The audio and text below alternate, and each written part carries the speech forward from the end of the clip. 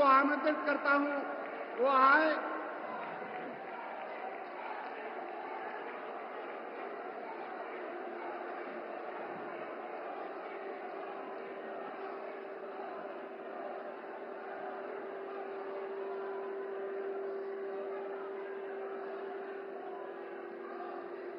श्री राम जानकी की,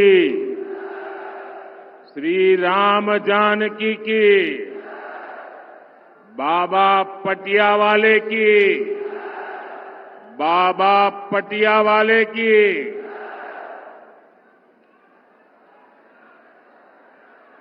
मैं वीरों की धरती को, मुरैना की मिट्टी को श्रद्धापूर्वक नमन करता हूं।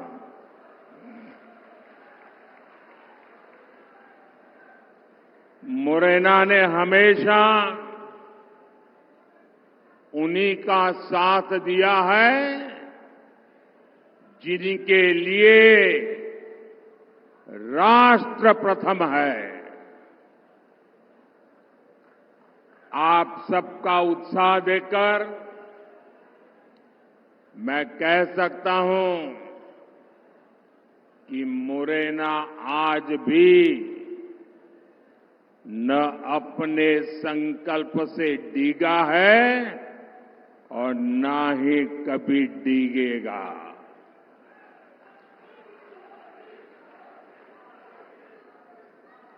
मुरैना ने मन बना लिया है। फिर एक बार, फिर एक बार, फिर एक बार। साथियों, एमपी के लोग जानते हैं कि समस्या से एक बार पीछा छूट जाए तो फिर उस समस्या से दूर ही रहना चाहिए। कांग्रेस पार्टी ऐसी ही विकास विरोधी एक बहुत बड़ी समस्या है। चंबल के लोग कांग्रेस का वो दौर कैसे भूल सकते हैं।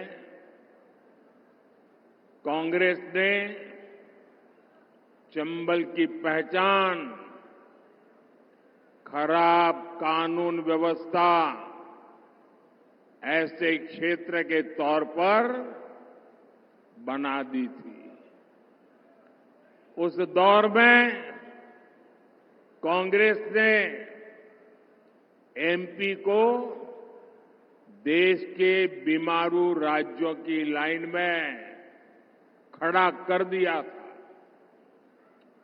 भाइयों और बहनों, भाजपा की सरकार ने कांग्रेस के बनाए गड्ढों को भरने के बाद एमपी और चंबल को नई पहचान दिलाई है, गौरवपूर्ण पहचान दिलाई है। भाजपा सरकार में चंबल, काली सिंध, पार्वती लिंक परियोजना से सिंचाई की समस्या दूर होगी। पानी की समस्या को दूर करने के लिए हम मुंदरी बांध जैसे प्रोजेक्ट पर काम कर रहे हैं। करीब 2,500 करोड़ रुपए की लागत से बना ग्वालियर श्योपुर रेलवे ट्रैक हो, आधुनिक इंफ्रास्ट्रक्चर के ऐसे अनेक काम इस क्षेत्र की तस्वीर बदल रहे हैं। यहां लेदर पार्क भी विकसित किया जा रहा है। हमारे साथी ज्योतिरादित्य सिंधिया जी की देखरेख में ब्रांड ग्वालियर को भी मजबूत किया गया है। भाजपा सरकार में हुए विकास को भिंड, मुरैना, ग्वालियर के वो लोग और ज्यादा अनुभव कर रहे हैं जिन्होंने कांग्रेस का वो काला दौर देखा है। 4 जून के बाद हमारे तेज तर्रार मुख्यमंत्री मोहन यादव जी के नेतृत्व में मध्य प्रदेश का विकास और स्पीड पकड़ने जा रहा है।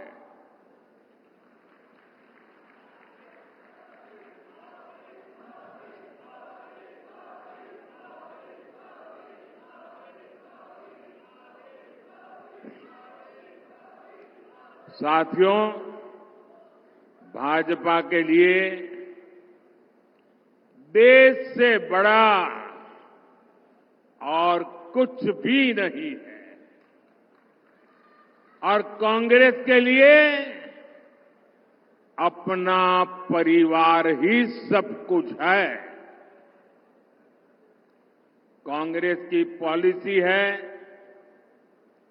जो देश के लिए सबसे ज्यादा योगदान करे, सबसे ज्यादा मेहनत करे, सबसे ज्यादा समर्पण करे, उसे सबसे पीछे रखो। इसलिए कांग्रेस ने इतने वर्षों तक सेना के जवानों की 1 रैंक 1 पेंशन जैसी मांग पूरी नहीं होने दी।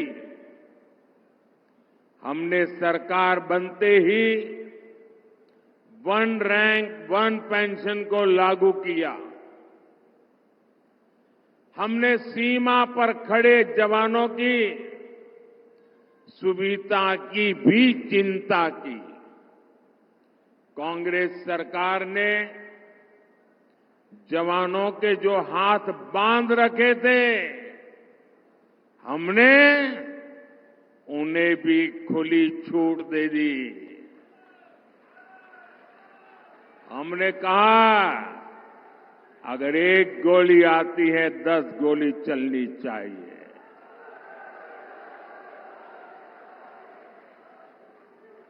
अगर 1 गोला फेंकते हैं तो 10 तोपें चल जानी चाहिए। भाई और बहनों, आज हम देश में लाखों स्वयं सहायता समूहों के जरिए महिलाओं की मदद कर रहे हैं। मोदी ने गांव-गांव में शौचालय बनाकर माताओं बहनों के सम्मान की रक्षा की। अब अगले 5 वर्षों के लिए मोदी ने 3 करोड़ महिलाओं को लखपति दीदी बनाने की गारंटी दी है।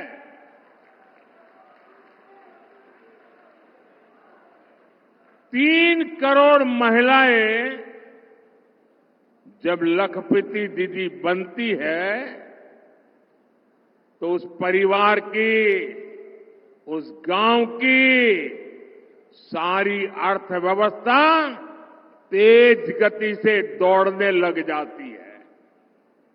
साथियों, आप सब जानते हैं, आजादी के समय कांग्रेस ने धर्म के नाम पर देश का विभाजन स्वीकार किया था।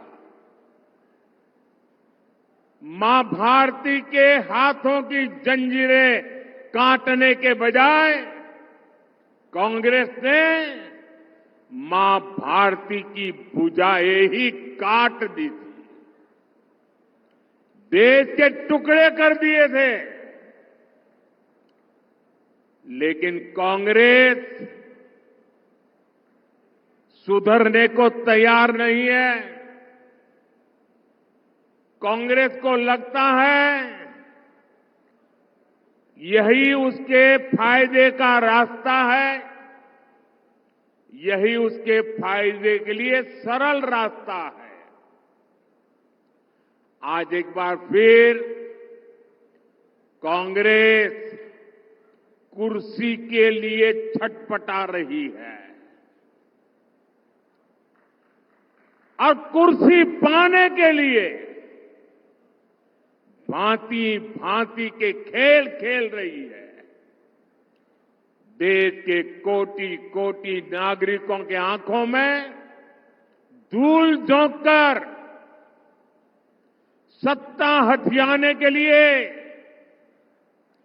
आपके भविष्य को बर्बाद करने पर तुली हुई है। ये लोग फिर से धार्मिक तुष्टीकरण को मोहरा बना रहे हैं। साथियों, कर्नाटका में कांग्रेस सरकार का राज है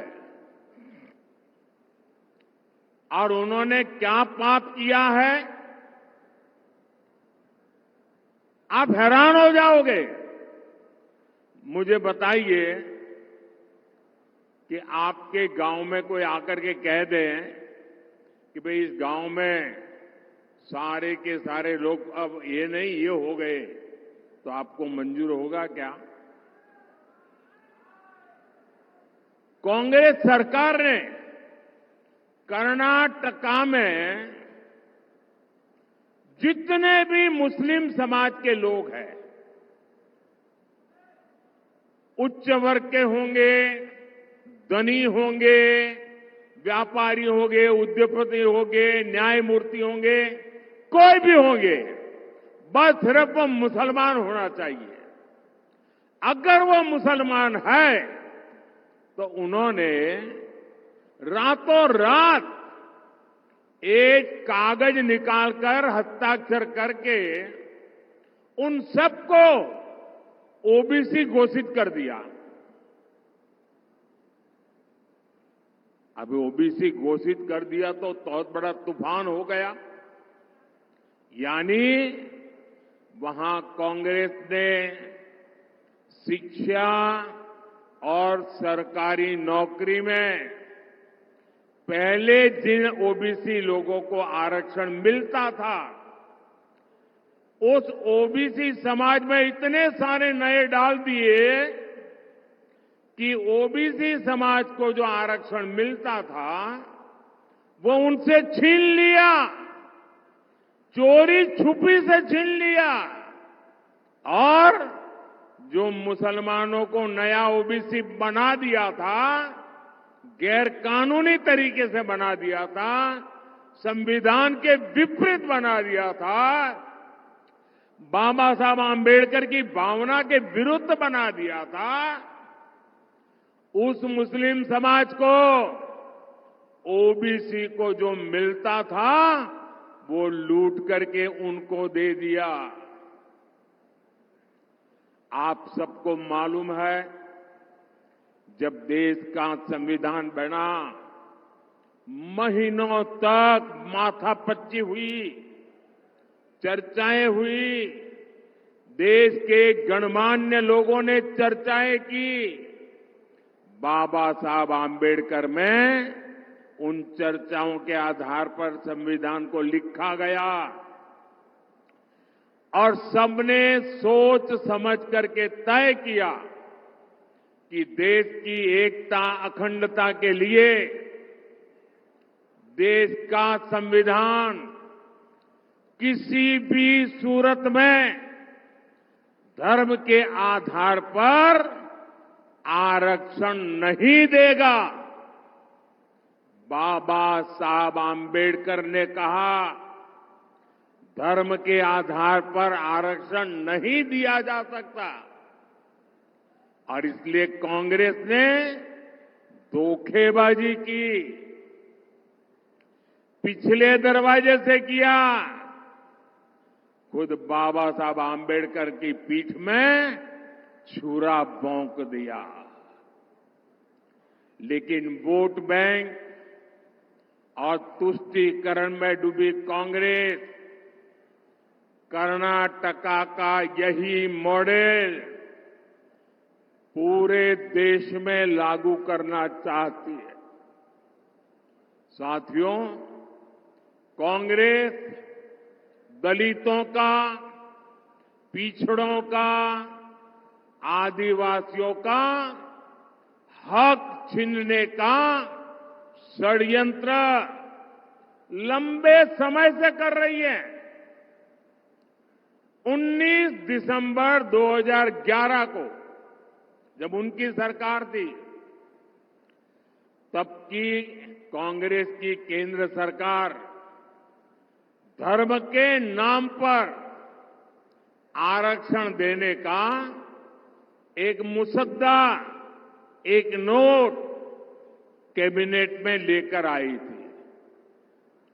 इस कैबिनेट नोट में एक कहा गया था कि ओबीसी समाज को जो 27% आरक्षण मिलता है, मंडल कमीशन के अनुसार जो आरक्षण मिलता है,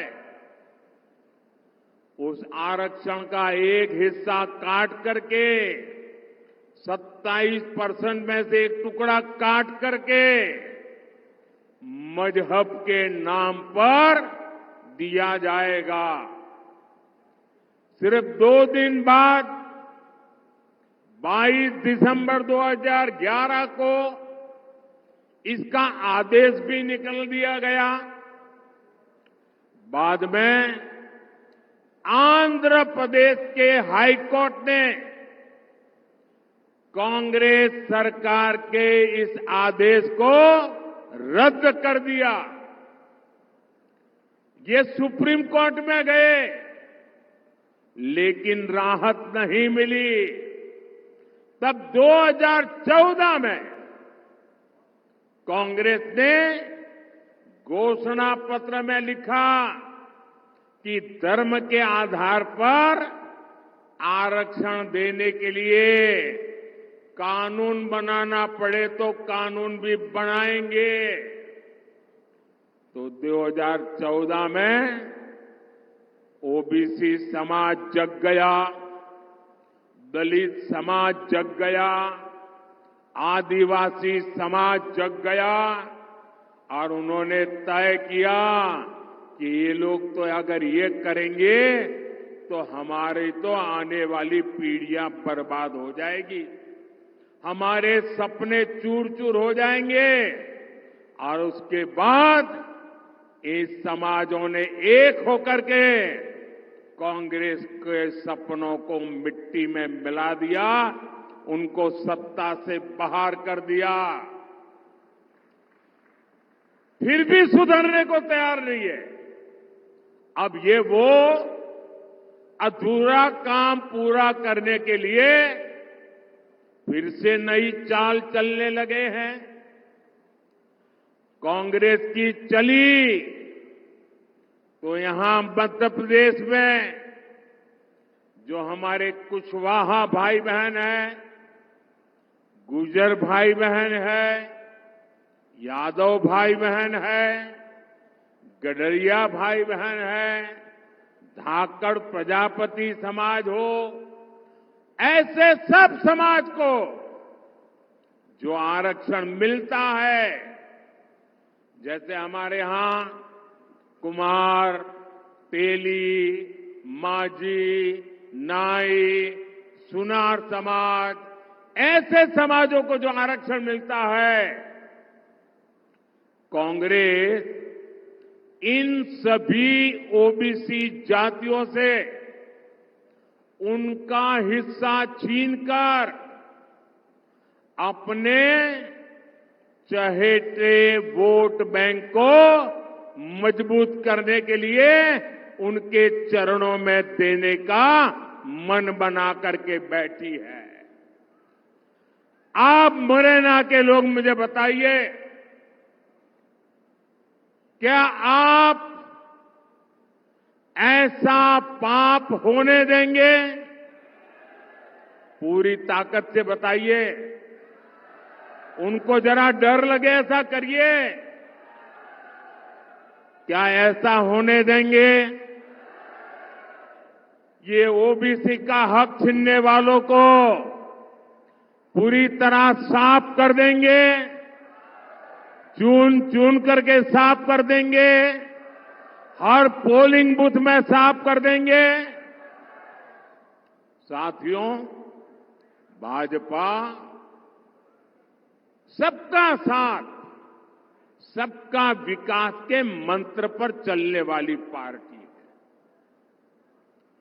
भाजपा सरकार अगर जरूरतमंदों को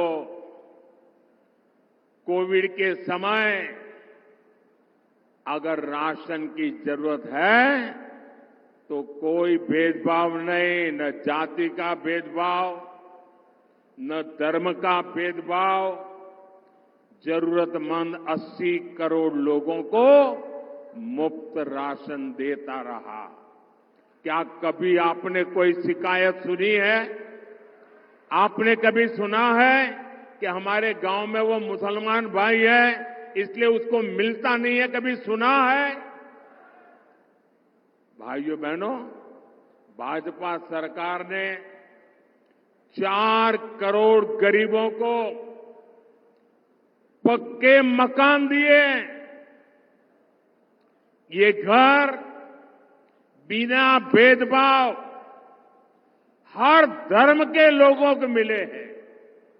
क्या किसी गांव में ने कोई शिकायत सुनी है कि भाई धर्म के आधार पर मुझे मकान नहीं मिला? ऐसा सुना है क्या? यहां भाजपा सरकार है कि नहीं है? दिल्ली में भाजपा सरकार है कि नहीं है? कोई भेदभाव की खबर सुनी है क्या? भाजपा सरकार ने 11 करोड़ घरों तक पीने का पानी का कनेक्शन पहुंचाया है।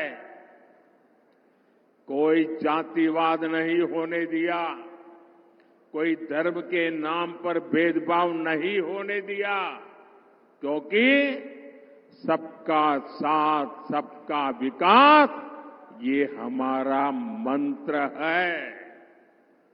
हर धर्म, हर समाज को ये लाभ समान रूप से मिलना चाहिए। समान रूप से मिलना चाहिए कि नहीं मिलना चाहिए? अगर सबको समान रूप से मिलता है तो आपकी कोई शिकायत होती है क्या? लेकिन अगर कांग्रेस आती है तो ये सारी सुविधाएं दलितों, पिछड़ों, आदिवासियों और सामान्य वर्ग के गरीबों को नहीं मिलती। कांग्रेस की चले तो गरीब कल्याण की योजनाओं का लाभ भी धर्म के आधार पर देती, क्योंकि कांग्रेस तो डंके की चोट पर यही कहती है कि देश के संसाधनों पर पहला हक मुसलमानों का है।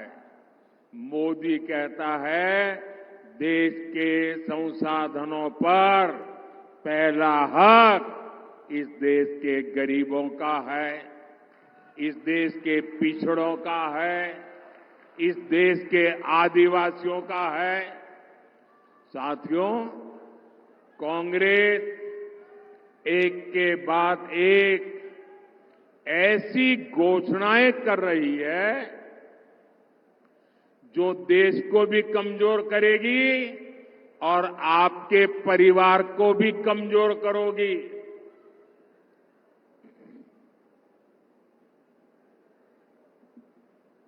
आपने सुना होगा इन दिनों कांग्रेस के शहजादे अब आजकल वो जरा इतने चिंतित है कि आए दिन उनको मोदी का अपमान करने में मजा आता है। मोदी के लिए भला बुरा कहना उनको मजा आ रहा है। वो कुछ भी बोलते जा रहे हैं और मैं देख रहा हूं सोशल मीडिया में, टीवी में बहुत सारे लोग चिंता जताते हैं कि भाई ये भाषा अच्छी नहीं है। ऐसी भाषा देश के प्रधानमंत्री के लिए बोलना ठीक नहीं है, ऐसा लोग सोशल मीडिया में कहते हैं। कुछ लोग बहुत दुखी हो जाते हैं कि मोदी जी को ऐसा क्यों बोला, देश के प्रधानमंत्री के लिए ऐसी भाषा का क्यों प्रयोग किया, देश के प्रधानमंत्री को कभी कोई ऐसा बोलता है क्या। मेरी सबसे विनती है कि कृपा करके आप दुखी मत होइए, आप गुस्सा मत कीजिए। आपको पता है वे नामदार है, हम तो कामदार हैं। और नामदार तो कामदार को सदियों से ऐसे ही गाली गलौज करते आए हुए हैं, ऐसे ही ठोकर मारते आए हुए। तो भाई मैं तो आप में से आता हूं, गरीबी से निकला हूं। अगर 5-50 गालियां पड़ जाएगी तो पड़ जाएगी, आप गुस्सा मत कीजिए। मैं सबको कहता हूं, आप लोग नाराजगी मत व्यक्त कीजिए। वो इतने निराश है कि अभी आगे आगे तो और बहुत कुछ बोलेंगे, आप अपना समय खराब मत कीजिए। तो ये मेरी सोशल मीडिया में जो लोग बहुत नाराजगी से कुछ न कुछ कहते रहते हैं, टीवी मीडिया वाले भी कहते हैं, मेरी करबद्ध प्रार्थना है भाई, इन नामदारों को कुछ मत कहो। हम कामदार सहन करने के लिए पैदा हुए हैं, हम सहन करेंगे, सहन भी करेंगे और मां भारती की सेवा भी करेंगे। हम जरा भी पीछे नहीं हटेंगे दोस्तों, जरा भी रुकेंगे नहीं। ये मैं देशवासियों को विश्वास दिलाता हूं। आजकल इस शाही परिवार के शहजादे पूरे देश में बढ़ चढ़कर के कह रहे हैं, अब आपकी संपत्ति का एक्सरे होगा, एक्सरे। और आपकी अलमारी में क्या पड़ा है, किसी माता बहन ने कुछ बचत अनाज के डिब्बे में अगर दबा करके रखी है, एक्सरे करके खोजा जाएगा। लॉकर में क्या पड़ा है, एक्सरे करके खोजा जाएगा। आप जो कमाई करते हैं, हमारी माताओं बहनों के पास जो स्त्री धन होता है, जो स्त्री धन बहुत पवित्र होता है, कोई उसको हाथ नहीं लगाता है, कोई उसको छूता नहीं है। मंगलसूत्र हो, छोटा मोटा सोना चांदी का गहना हो, इसे पवित्र माना जाता है। कांग्रेस उसे जब्त करके अपनी वोट बैंक मजबूत करने के लिए उसे बांटने की सार्वजनिक घोषणा कर रही है, मैनिफेस्टो में बता रही है। और मैंने तो पहले दिन कहा था कि इनका मैनिफेस्टो पूरी तरह मुस्लिम लीग की सोच का ही प्रतिबिंब है। और साथियों, ये एक्सरे करके आपको लूटने की योजना बना रहे हैं। क्या आप उनको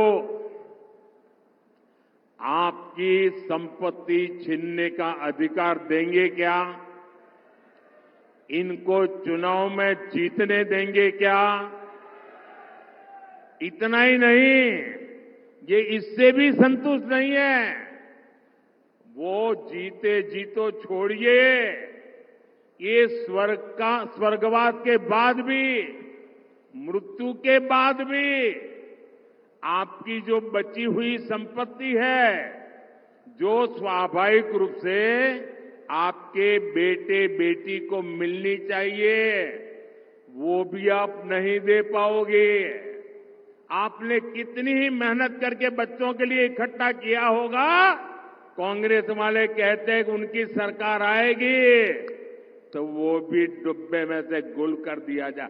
ऑफिशियली कहते हैं आपकी कमाई का आधे से ज्यादा कांग्रेस अगर सरकार में आती है तो ये सरकार छीन लेगी। और इसलिए कांग्रेस आप पर इनहेरिटेंस टैक्स, आपकी विरासत पर टैक्स लगाना चाहती है। भाइयों और बहनों, इनहेरिटेंस टैक्स से जुड़े जो तथ्य अब निकलकर सामने आ रहे हैं, वो देश की आंखें खोलने वाले हैं। जरा ध्यान से सुना जाए, आप भी ध्यान से सुनिए और मेरे देश के दिग्गज पत्रकार भी जरा सुन ले, मीडिया वाले भी सुन ले, और उनकी जो इकोसिस्टम है ना, जो हर दिन मोदी के बाल की खाल उतारने में लगी हुई है, वो भी जरा सुन ले कान खोल करके। देश के साथ कैसा कैसा पाप हुआ है।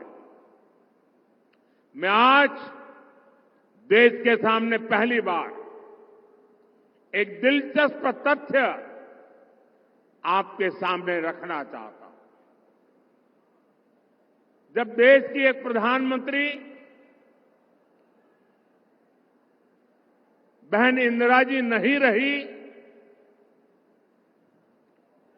तो उनकी जो मिल्कत थी, उनकी जो प्रॉपर्टी थी, वो उनकी संतानों को मिलनी थी। लेकिन पहले ऐसा कानून था कि उनको मिलने से पहले एक हिस्सा सरकार ले लेती थी। कांग्रेस ने पहले ऐसा कानून बनाया था। तब चर्चा थी और व्यापक रूप से चर्चा थी कि जब इंदिरा जी नहीं रही और उनके बेटे राजीव गांधी जी को ये प्रॉपर्टी मिलने की थी, लिख करके गई थी, तो अब सरकार को पैसा चला न जाए, प्रॉपर्टी को बचाना था, तो इन्होंने क्या कर दिया, उस प्रॉपर्टी को बचाने के लिए अपनी माता इंदिरा गांधी से मिले हुए पैसों को बचाने के लिए उस समय के प्रधानमंत्री श्रीमान राजीव गांधी ने अपनी संपत्ति बचाने के लिए पहले जो इनहेरिटेंस कानून था उसको समाप्त किया और खुद के पैसे बचा लिए। खुद पर आई तो कानून हटा दिया और अब वहां मामला निपट गया, तो आज फिर सत्ता पाने के लालच में ये लोग वही कानून ज्यादा कड़ाई से वापस लाना चाहते हैं। बिना टैक्स के अपने परिवार की 4 पीढ़ियों की अकूत धन दौलत हासिल करने के बाद अब ये लोग आप जैसे सामान्य मानवी की विरासत, आपकी मेहनत की कमाई, जो आपने अपने बच्चों के लिए बचत करके रखा है, उस पर टैक्स लगा करके आधी संपत्ति लूटना चाहते हैं।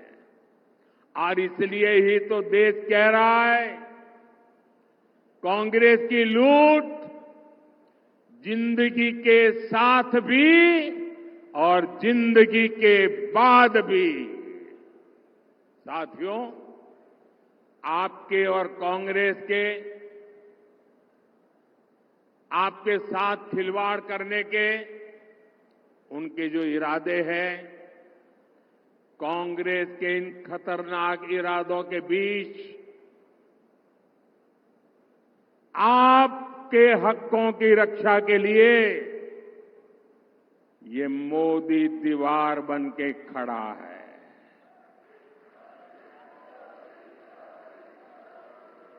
ये गाली गलौज इसलिए हो रहा है क्योंकि मोदी 56 इंच का सीना तान करके खड़ा हो गया है। इनके मंसूबे सफल नहीं होंगे, इनके मंसूबे सफल नहीं होंगे, ये मोदी की गारंटी है। लेकिन इसमें आपकी भी बड़ी भूमिका है। मुरैना से संगठन में मेरे साथ जिन्होंने वर्षों तक काम किया, जब मैं संगठन महासचिव हुआ करता था तब हमारे शिवमंगल जी यहां महासचिव हुआ करते थे। ऐसे मुरैना से हमारे शिवमंगल सिंह जी तोमर, भिंड से हमारी बहन संध्या राय और ग्वालियर से हमारे साथी भरत सिंह कुशवाहा जी 7 मई को इनको जितनी ज्यादा संख्या में वोट मिलेंगे मोदी उतना ही मजबूत होगा। आपका एक एक वोट मोदी को जाएगा। कमल पर आप बटन दबाएंगे, आपका वोट सीधा सीधा मोदी को जाएगा।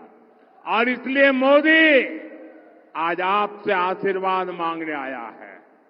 मोदी आपसे कमल के निशान पर बटन दबाने के लिए प्रार्थना करने के लिए आया है।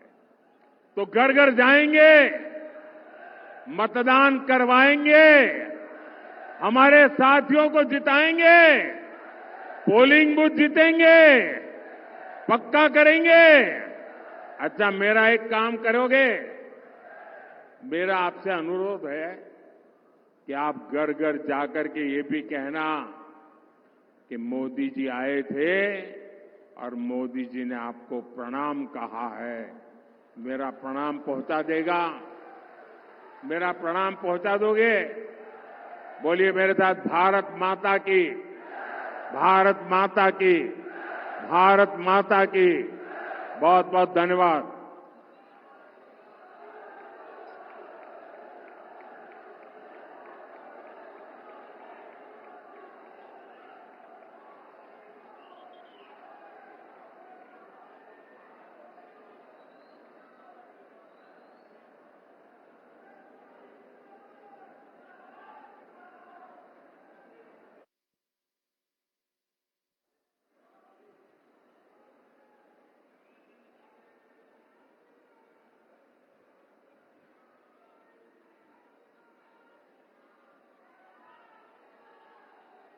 मोदी मोदी मोदी मोदी मोदी मोदी मोदी